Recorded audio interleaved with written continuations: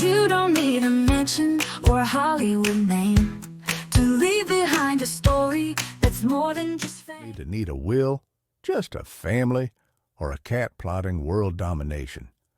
Welcome to Celebrity Estate Chaos, where we prove a lot of things. Like how estate chaos isn't just for millionaires with private islands, anyone with stuff, relatives, or that one weird collection you think nobody's fighting over. And chances are, they will. Anyone. Welcome, deep divers, to a really crucial dive today. We're tackling something that feels universally awkward, but it's just so vital. Talking to your elderly parents about estate planning. Yeah, that's the big one. Right. If you've ever, tried wrestling a very unwilling cat into a bathtub. Oh, yes. Or maybe, attempting IKEA furniture with instructions that seem vague. And you just feel doomed. I know that feeling. You kind of get how this conversation usually feels. Definitely. But look, our mission today, it's to flip that script. We want to make this hard talk not just doable, but, actually manageable. Maybe even find a little humor in it. That's the goal. Because the stakes are just so incredibly high. Did you know that, a shocking 70% of Americans don't have an estate plan? 70%. It's huge. That's not just some dry number. It's basically a recipe for family chaos, emotional pain, and just a logistical nightmare for everyone left behind. Total nightmare. And the money side, it's staggering. We're talking an estimated $58 billion in unclaimed assets. Wow, $58 billion. Just floating around in financial limbo, pretty much because families didn't have the chat or maybe didn't even know where the accounts were. It happens all the time. So in this deep dive, we're going to uncover those common pitfalls, try to understand the deep reasons parents often resist this talk. Generational things often. Exactly. And shine a light on crucial info caregivers miss and give you practical, empathetic ways to handle these chats with grace. And maybe a few well-timed laughs. It's needed. What's fascinating here, and something a lot of caregivers maybe don't fully get, is that this avoidance, it often comes from a very specific generational place. Okay. For parents born, say, between the 1920s and the 1960s, there was this really powerful unspoken rule. Like what? That money, death, even family business stuff. Yeah. It was all deeply private. Ah, right. Keep it close to the chest. Exactly. For them, silence wasn't just avoidance. It felt like dignity. It felt respectful to keep those things to themselves, a matter of privacy. So bringing it up doesn't just feel awkward to them. It could feel almost disrespectful, like we're prying. Precisely. Yeah. That's often how it lands. And while that generational privacy might be well-intentioned, it unfortunately leads directly to incredible confusion, conflict, and, chaos for families later on. Chaos is the word. Yeah. A time of grief suddenly becomes this frantic financial scavenger hunt. It's full of unanswered questions, so much stress, that $58 billion, a huge chunk of that is directly because of this kind of cultural silence. And that's exactly why not talking doesn't protect anyone. It practically guarantees you a starring role in probate court chaos, which, trust me, is way less fun than binge-watching Netflix. Much less fun. Okay, so let's dive into some really relatable scenarios. Our sources. They paint a pretty clear picture of the 6 most common ways parents resist or put this off. The classics. These are the familiar stories of estate planning fails, and I bet you'll recognize at least one. Probably.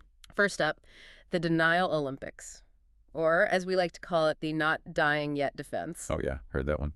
You gently try to bring up the will, and mom soon. Right. This is the same mom who won't buy green bananas because she's worried they'll go bad before she eats them. Huh. Yeah. But somehow updating a will?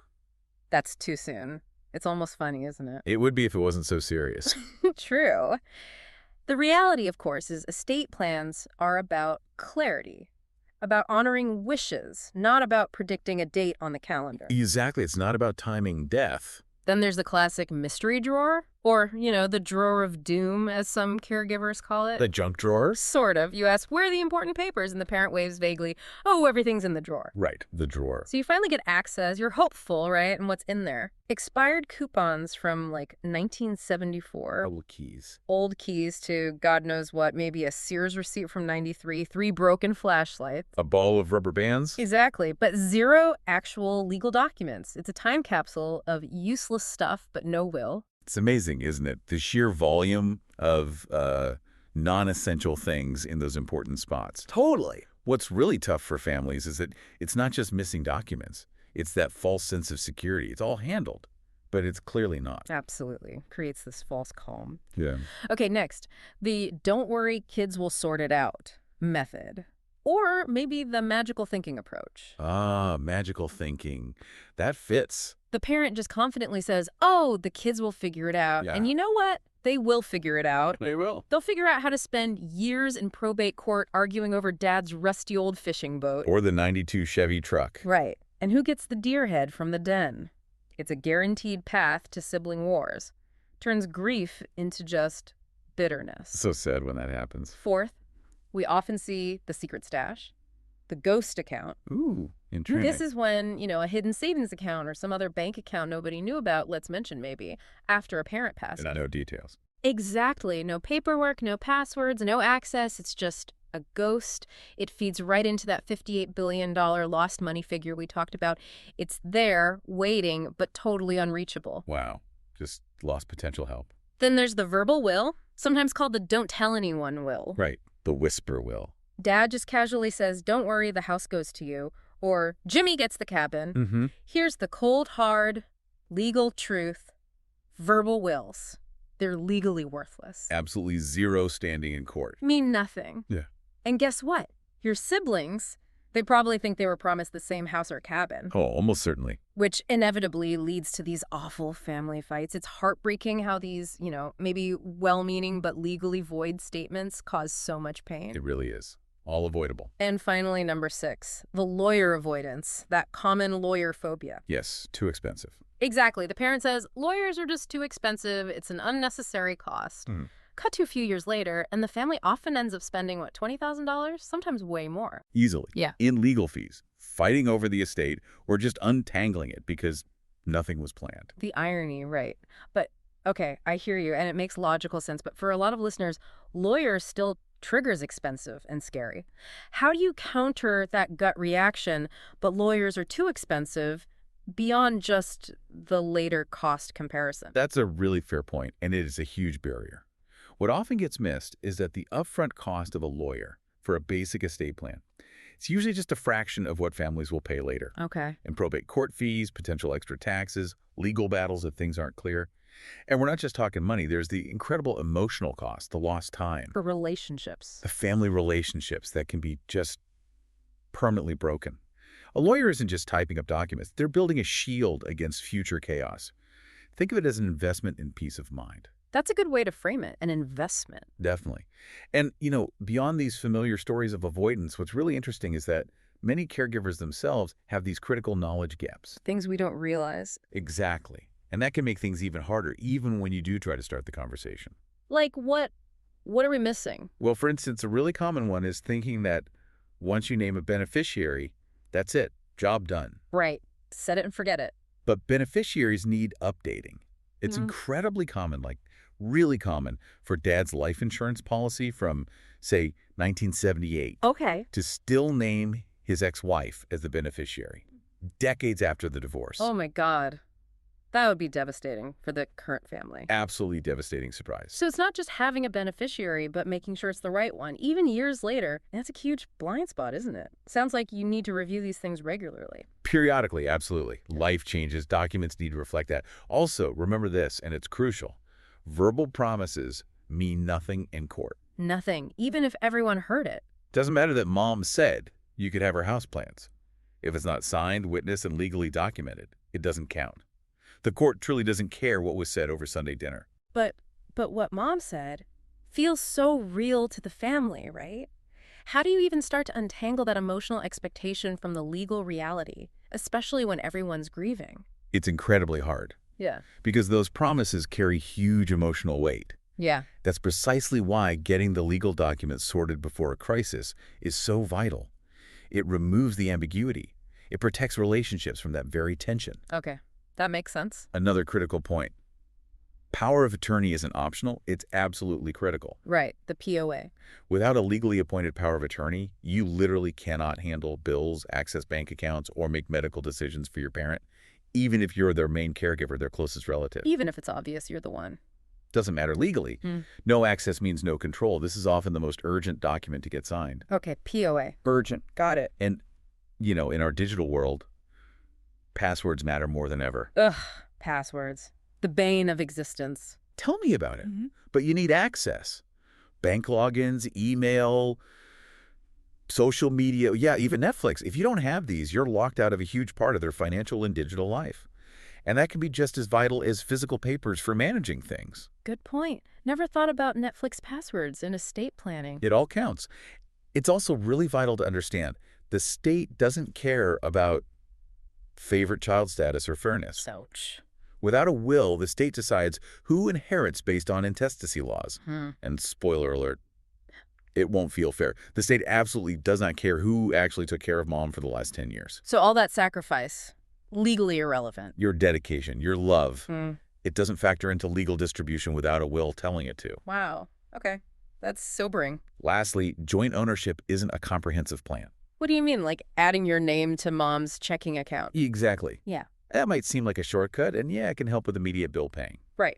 Practical. But it doesn't solve the big issues. Property, taxes, critical medical decisions. It doesn't cover those. It can even create new problems. Like what? Like unintended tax issues, or maybe exposing your parents' assets to your creditors if you were sued. It's really just a patch, not a full plan. Okay, so just adding your name isn't the silver bullet. Got it. All right, let's unpack this. We've talked about why it's so hard, the pitfalls, what we might be missing. Now, let's pivot. How do we actually make this hard talk easier? Yes, the how-to. We know these chats are tough, but what are the real actionable steps caregivers can take to make some genuine progress? Okay, first step. And it sounds simple, but it's key.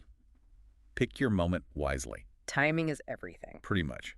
You definitely want to avoid springing this at Thanksgiving dinner, unless you actually want cranberry sauce thrown at your head. Noted. Avoid holidays. Instead, choose a calm, private time. A relaxed Sunday coffee, maybe, or perhaps after a doctor's appointment when health and future care might already be sort of gently on their minds. So low-stress, private setting. Exactly. Avoid high-stress or emotionally loaded environments.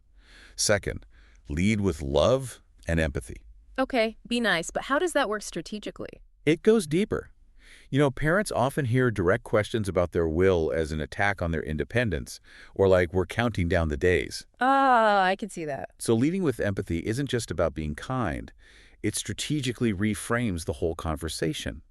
It becomes about your concern for their legacy, their wishes. It's about empowering them, honoring them, not focusing on their mortality. Okay, so phrasing matters a lot. Hugely.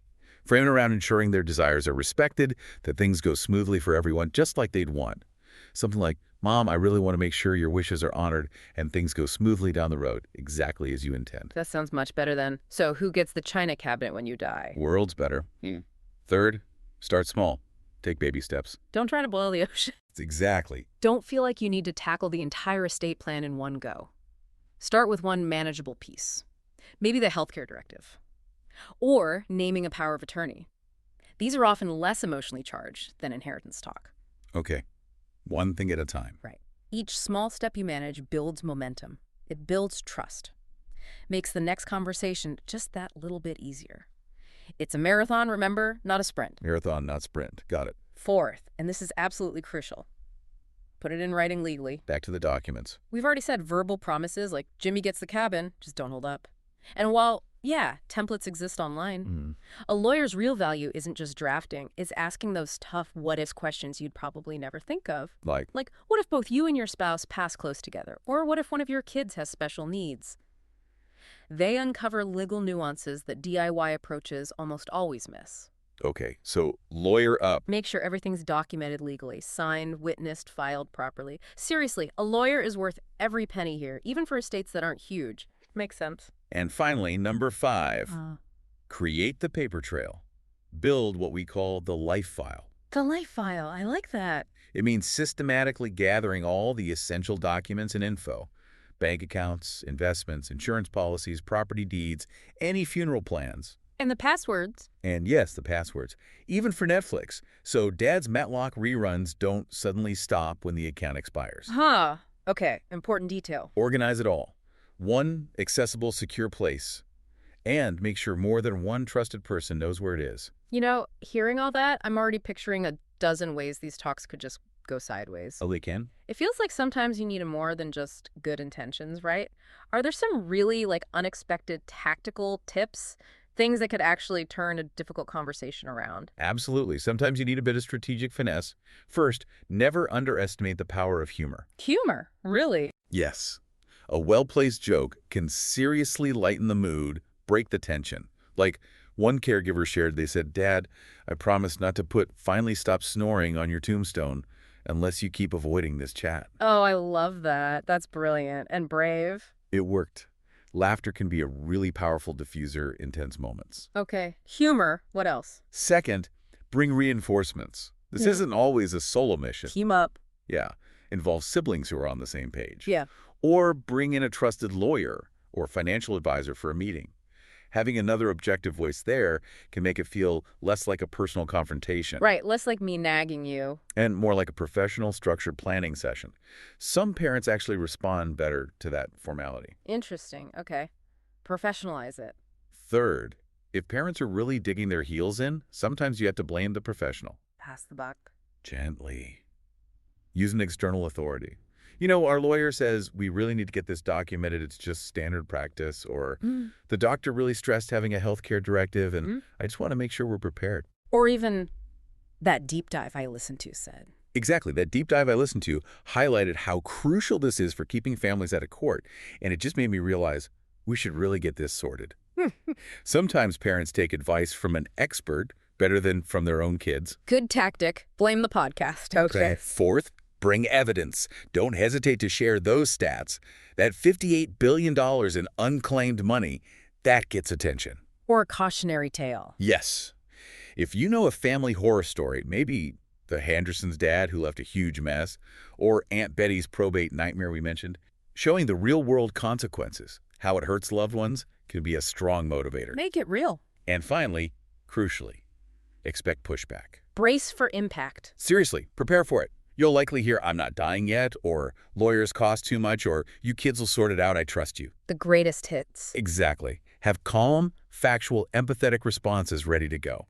Being prepared makes you harder to derail. It keeps the conversation moving, even if it takes several tries. Okay. Prepare for objections. If we sort of connect all this to the bigger picture, it becomes really clear that estate planning isn't actually about death. It's not. It's profoundly about life. It's about making sure a parent's wishes, their legacy, are protected and honored long after they're gone. Honoring them. It's about massively reducing family stress during an already awful time.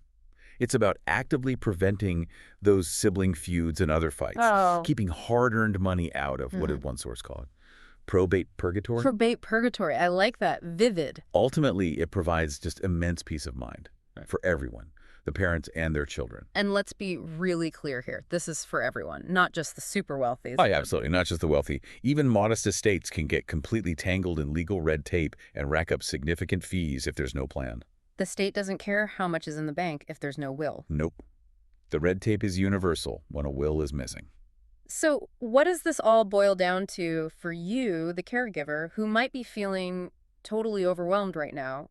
By having these talks, by getting a plan in place, you're not just saving future time and money, you are, maybe most importantly, preserving family relationships. That's the core of it. Because nothing tests sibling bonds quite like trying to divide up grandma's, quote, valuable, end quote, teacup collection without any clear instructions. Been there, seen that. You're giving your family the biggest gift, really, clarity, during a time of immense grief. Clarity is the gift. So the core message here, that hard talk, it's really only hard if you keep avoiding it. Sure. Starting small, leading with empathy, using that bit of humor, maybe involving professionals, it can make it so much more manageable. It reduces that future chaos and preserves peace for everyone. Well said. Look, if your parents survived polyester bell-bottoms, actual typewriters, and those weird Jell-O molds, they can absolutely survive one honest chat about their will. And trust me on this, nothing is worse than trying to solve a financial scavenger hunt while you're also grieving. So we really encourage you to think. What's one small step you can take this week? Just one thing to start this vital conversation. It's a start. And hey, for more tools to help keep chaos out of your family plan, to empower yourself even more, we highly recommend checking out author Tina Jin's Estate Planning and Caregiver books. They're in her bookstore. Great resources. You can find the link right there in the description below this deep dive. Thanks so much for diving deep with us today. That's a wrap for today's chaos. If you learned something, laughed a little, or now feel slightly more prepared for life's curveballs, we've done our job. Don't forget to like, share, and subscribe to our channel and follow us on social media. Catch us on Spotify, YouTube, and anywhere podcasts make you rethink your to-do list. Thanks for tuning in. And remember, if it's important and unexpected, we probably cover it. Stay safe, stay curious, and we'll see you next time.